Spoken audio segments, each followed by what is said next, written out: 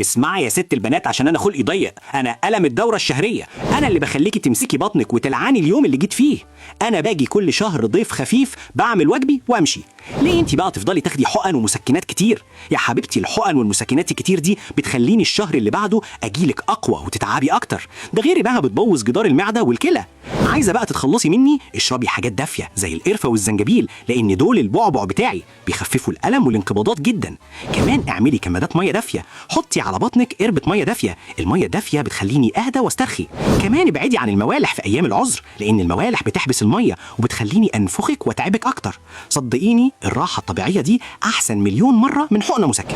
انا بقى غازات البط، الضيف الرخم اللي بيطلع في وسط الناس. هتلاقوني موجود عند الناس اللي طول اليوم اللي بنا في بقهم، والناس اللي بتاكل بسرعه وبتشرب ميه في نص الاكل، وهتلاقوني لازق على طول في الناس اللي بتاكل محشي وفول وطعميه وقرنبيط.